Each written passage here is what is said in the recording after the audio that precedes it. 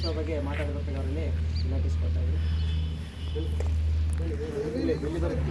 ಎಲ್ಲರಿಗೂ ಕರ್ನಾಟಕ ರಾಜ್ಯೋತ್ಸವದ ಆರ್ಥಿಕ ಶುಭಾಶಯಗಳು.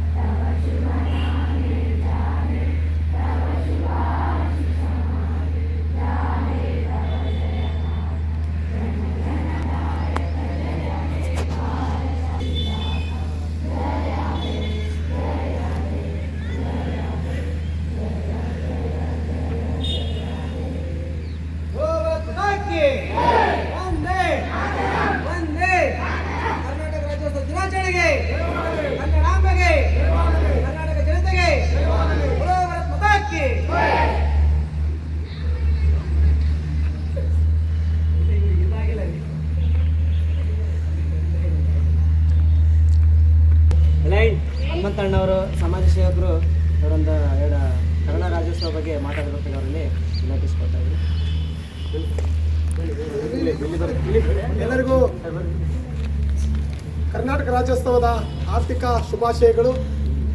ಇವತ್ತು ನಮ್ಮ ಕರ್ನಾಟಕದಲ್ಲಿ ಬಹಳಷ್ಟು ಗೌರವದಿಂದ ತಲೆ ಎತ್ತಿ ಇವತ್ತೆಲ್ಲರೂ ಕರ್ನಾಟಕದವರು ಇವತ್ತು ಕನ್ನಡ ಧ್ವಜವನ್ನು ಹಾರಿಸುತ್ತಾ, ಭಾರತದ ಫ್ಲಾಗನ್ನು ಹಾರಿಸುತ್ತಾ ಕನ್ನಡದಲ್ಲಿ ಎಲ್ಲರೂ ಕರ್ನಾಟಕವನ್ನು ಭಾಳ ಹಬ್ಬದ ರೀತಿಯಲ್ಲಿ ಆಚರಿಸಿಕೊಳ್ಳುವಂಥ ಸಂದರ್ಭ ಬಂದಿರತಕ್ಕಂಥ ವಿಷಯ. ಹಾಗಾಗಿ ಇವತ್ತು ನಮ್ಮ ಮಾನ್ವೀಯ ಏನು ಮೌಲಾನಾ ಆಜಾದ್ ಶಾಲೆಯಲ್ಲಿ ಎಲ್ಲರ ಶಿಕ್ಷಕರು ಮತ್ತು ಪ್ರಗತಿಪರ ಚಿಂತಕರು ಎಲ್ಲರ ಸಮ್ಮುಖದಲ್ಲಿ ಇವತ್ತು ಭಾರತಾಂಬೆಗೆ ಪುಷ್ಪನಮನ ಮಾಡುತ್ತಾ, ಮಹಾತ್ಮ ಗಾಂಧೀಜಿಯವರಿಗೆ ಪುಷ್ಪನಮನ ಮಾಡುತ್ತಾ, ಹಾಗೂ ಸ್ವಾತಂತ್ರ್ಯ, ಈ ದೇಶದ ಸಮಾನತೆ, ಸಮಬಾಳು ಸಮಪಾಲು ಸಂವಿಧಾನ ಕೊಟ್ಟಂಥ ಡಾಕ್ಟರ್ ಬಾಬಾ ಸಾಹೇಬ್ ಅಂಬೇಡ್ಕರ್ ಅವರಿಗೆ ಪುಷ್ಪನಮನ ಮಾಡುತ್ತಾ, ಇವತ್ತು ಈ ಒಂದು ಪುಟ್ಟ ಮಕ್ಕಳ ಮುಂದೆ ಈ ಏನು ಕನ್ನಡವನ್ನು, ಕನ್ನಡ ನುಡಿಗಾಗಿ ನಾವೆಲ್ಲರೂ ಶ್ರಮಿಸಬೇಕು. ನಾವು ಈ ಕರ್ನಾಟಕದಲ್ಲಿ ಕಡ್ಡಾಯವಾಗಿ ಕನ್ನಡವನ್ನೇ ಬಳಕೆ ಮಾಡಬೇಕು, ಕನ್ನಡದಲ್ಲೇ ಮಾತನಾಡಬೇಕು. ಕನ್ನಡ ಅಂದರೆ ಏನು ಅಂತಕ್ಕಂಥದ್ದು ನಾವು ಎದೆಗಳಲ್ಲಿ ಅಳವಡಿಸಿಕೊಂಡಾಗ ಈ ಕನ್ನಡ ನೆಲ ಜಲಕ್ಕೆ ನಾವು ಏನಾದರೂ ಒಂದು ಋಣ ತೀರಿಸಿದಂಗೆ ಆಗುತ್ತೆ ಅನ್ನೋ ಒಂದು ಆಶಯದೊಂದಿಗೆ ಮಾತನಾಡೋಕ್ಕೆ ಇಷ್ಟಪಡ್ತಾ ಇದ್ದೀನಿ. ಇವತ್ತು ನಾವು ನೋಡ್ತಾ ಇರ್ಬೋದು, ಬೇರೆ ಬೇರೆ ರಾಜ್ಯಗಳಲ್ಲಿ ನಾವು ಹೋದಾಗ ಅಲ್ಲಿನ ಭಾಷೆಗೆ ಬಹಳಷ್ಟು ಪ್ರಾಮುಖ್ಯವಾದಂಥ ಒಲವು ಕೊಡ್ತಕ್ಕಂಥದ್ದು ನಾವು ನೋಡಿದ್ದೀವಿ. ಆದರೆ ದುರಂತ ಏನಂದರೆ ನಮ್ಮ ಕರ್ನಾಟಕದಲ್ಲಿ ಬೇರೆ ಬೇರೆ ಭಾಷೆಗಳಿಗೆ ನಾವು ಮಾತನಾಡುತ್ತಾ ನಮ್ಮ ಭಾಷೆಯನ್ನು ಎಲ್ಲೋ ಕಾಣದೆ ರೂಪದಲ್ಲಿ ನಾವು ನಮ್ಮ ಕನ್ನಡವನ್ನು ಕೊಲ್ತಾ ಇದ್ದೀವೇನೋ ಅನ್ನೋ ಒಂದು ಆಶೆ ಹುಡ್ತಾ ಇದೆ. ಹಾಗಾಗಿ ನಾವೆಲ್ಲರೂ ಮನೆಯಲ್ಲಿ ನಮ್ಮ ಹೃದಯದಲ್ಲಿ ಕನ್ನಡವನ್ನು ನೆನೆಸುತ್ತಾ, ಕನ್ನಡವನ್ನು ಮಾತನಾಡುತ್ತಾ, ಕನ್ನಡದಲ್ಲಿ ನಾವು ಸಂಭಾವನೆ ಮಾಡಿದಾಗ ಮಾತ್ರ ಕನ್ನಡ ಇದು ಜೀವಂತವಾಗಿರೋಕ್ಕೆ ಸಾಧ್ಯ ಅಂತ ಇವತ್ತೆಲ್ಲ ನನ್ನ ಶಿಕ್ಷಕರ ಒಂದು ಮುಂದೆ ನಾನು ಮಾತನಾಡೋಕ್ಕೆ ಇಚ್ಛೆಪಡ್ತಾ ಇದ್ದೀನಿ. ಎಲ್ಲರಿಗೂ ಒಳ್ಳೆಯದಾಗಲಿ. ಕನ್ನಡಾಂಬೆ ತಮ್ಮೆಲ್ಲರಿಗೂ ಶುಭ ಹಾರೈಸಲಿ, ಆರೋಗ್ಯ ಹಾರೈಸಲಿ ಎಂದು ಎಲ್ಲರಿಗೂ ಕನ್ನಡ ರಾಜ್ಯೋತ್ಸವದ ಆರ್ಥಿಕ ಶುಭಾಶಯ ಕೋರ್ತಾ ಇದ್ದೀನಿ. ಎಲ್ಲರೂ ಒಳ್ಳೆಯದಾಗಲಿ. ಜೈ ಜೈ.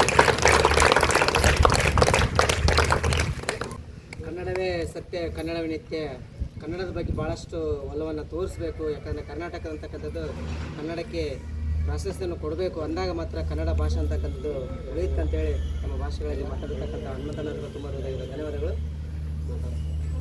ಎಲ್ಲರಿಗೂ ಕನ್ನಡ ರಾಜ್ಯೋತ್ಸವದ ಶುಭಾಶಯಗಳನ್ನು ನಮ್ಮ ವೇದಿಕೆ ಮೇಲೆ ಆಶೀರ್ವಾದಿರ್ತಕ್ಕಂಥ ನಮ್ಮ ಪಾಲಕ ಬಂಧುಗಳು ಮತ್ತು ಎಲ್ಲ ನನ್ನ ಗುರುಗಳವರಿಗೆ ಮತ್ತು ನಮ್ಮೆಲ್ಲ ಅಡುಗೆ ಸಿಬ್ಬಂದಿಯವರು ಕೂಡ ಕನ್ನಡ ರಾಜ್ಯೋತ್ಸವದ ಶುಭಾಶಯಗಳನ್ನು ಸಲ್ಲಿಸಿ ನಮ್ಮೆಲ್ಲ ಮುದ್ದು ಮಕ್ಕಳಿಗೂ ಕೂಡ ಮತ್ತೊಂದು ಕನ್ನಡ ರಾಜ್ಯೋತ್ಸವದ ಶುಭಾಶಯಗಳು. ಸೊ ಯಾವ ರೀತಿ ನಾವು ಕನ್ನಡ ರಾಜ್ಯೋತ್ಸವನ ಆಚರಣೆ ಮಾಡ್ತಾ ಇದ್ದೀವಿ ಅಂತಕ್ಕಂಥದ್ದು ಎಲ್ಲರಿಗೂ ಗೊತ್ತು. ಇವತ್ತು ನವಂಬರ್ 1 ಆಚರಣೆ ಮಾಡ್ತೀವಿ ಅಷ್ಟೇ.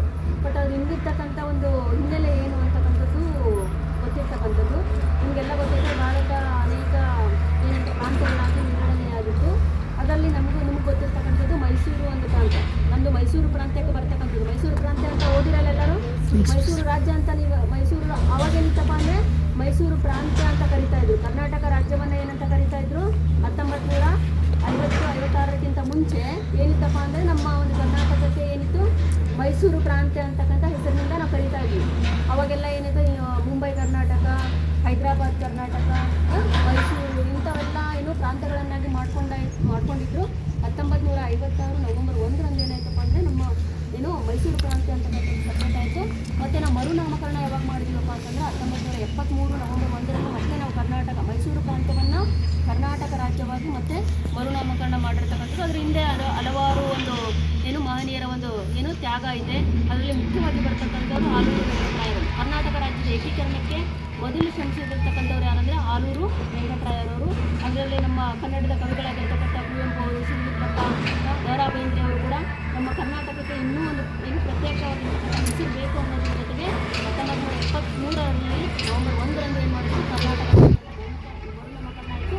ಅಲ್ಲಿಂದ ನಮ್ಮ ಕನ್ನಡ ಉಳಿಬೇಕು, ಬೆಳಿಬೇಕು ಅಂತಕ್ಕಂಥದ್ದು. ಯಾಕಂದರೆ ಎಲ್ಲ ಭಾಷೆಯವರು ಕೂಡ ನಮ್ಮಲ್ಲಿದ್ದು ನಮ್ಮದೇ ಆಗಿರ್ತಕ್ಕಂಥ ಒಂದು ಏನು ಕನ್ನಡ ರಾಜ್ಯವನ್ನು ನಾವು ಪ್ರತ್ಯೇಕವಾಗಿ ಅಥವಾ ಕನ್ನಡ ಭಾಷೆ ಮಾತನಾಡ್ತಕ್ಕಂಥವ್ರು ನಾವೆಲ್ಲ ಒಂದೇ ಕಡೆ ಇರಬೇಕು ಅಂತಕ್ಕಂಥ ಒಂದು ಇದರಿಂದ ಏನಾಯಿತು, ನಮ್ಮ ಕರ್ನಾಟಕ ಅಂತ ಮರುನಾಮಕರಣ ಮಾಡಿದ್ರು. ಅದನ್ನು ನೀವು ಹಲವಾರು ಹೆಸರುಗಳಿಂದ ಕರಿತೀರಿ. ಕರುನಾಡು, ಕನ್ನಡ ನಾಡು, ಕರ್ನಾಟಕ, ಅನೇಕ ನೋಡಿರಿ. ಇವಾಗೆಲ್ಲ ನಮ್ಗೆ ಏನಾಗ್ತಿದೆಪ್ಪ ಅಂತಂದರೆ ನಮ್ಮ ಕನ್ನಡ ಎಲ್ಲ ಕಡೆ ಉಳಿತಾ ಇಲ್ಲ.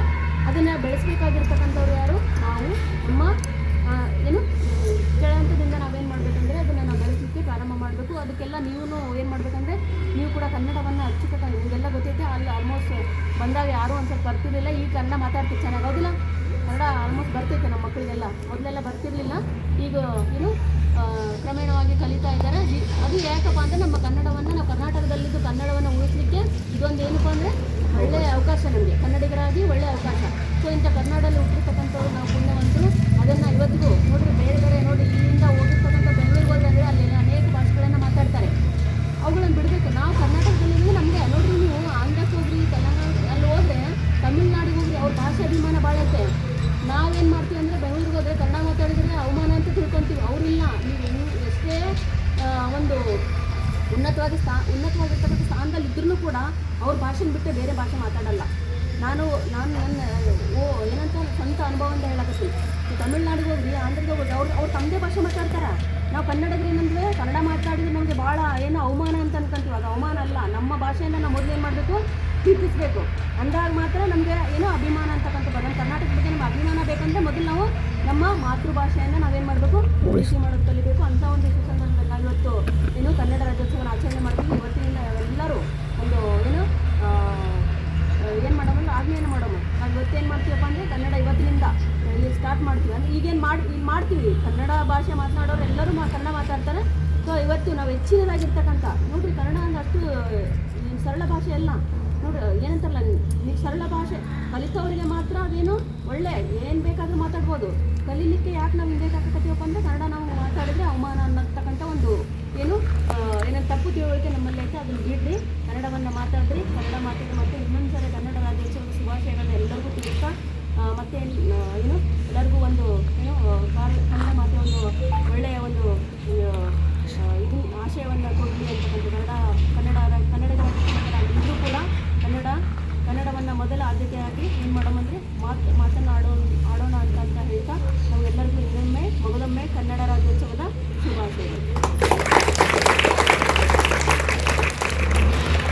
ಕನ್ನಡ ಭಾಷೆ, ಕನ್ನಡ ಉಳಿವು ಮತ್ತು ಅಳಿವು ಈಗಿನ ಒಂದು ಯುವ ಪೀಳಿಗೆಯಲ್ಲಿದೆ. ಆ ಯುವ ಪೀಳಿಗೆಗಳು ಅದನ್ನು ಮುಂದುವರಿಸಿಕೊಂಡು ಹೋಗಬೇಕು. ಕನ್ನಡವನ್ನು ಮಾತಾಡಿದಾಗ ಮಾತ್ರ ಕನ್ನಡದ ಮೇಲಿನ ಅಭಿಮಾನ ಅಂತಕ್ಕಂಥದ್ದು ನಮಗೆ ಇರುತ್ತೆ. ಕನ್ನಡವನ್ನು ಹೊರತುಪಡಿಸಿ ನಾವು ಅವಮಾನ ಅಂತೇಳಿ ನಾವು ಭಾವಿಸಿದರೆ ಅದು ಎಂದಿಗೂ ಏನಾಗಲ್ಲ, ಕನ್ನಡಕ್ಕೆ ಉಳಿವಿಗೆ ನಾವು ಪ್ರಾಶಸ್ತ್ಯವನ್ನು ಕೊಟ್ಟಂಗೆ ಆಗಲ್ಲ ಅಂತೇಳಿ ತಮ್ಮ ಒಂದು ಭಾಷಣಗಳ ಮೂಲಕ ವ್ಯಕ್ತಪಡಿಸಿರ್ತಕ್ಕಂಥ ನಮ್ಮ ಶಾಲೆಯ ಮುಖ್ಯೋಪಾಧ್ಯಾಯರಿಗೆ ತುಂಬ ಹೃದಯದ ಧನ್ಯವಾದಗಳನ್ನು ತಿಳಿಸುತ್ತೇನೆ.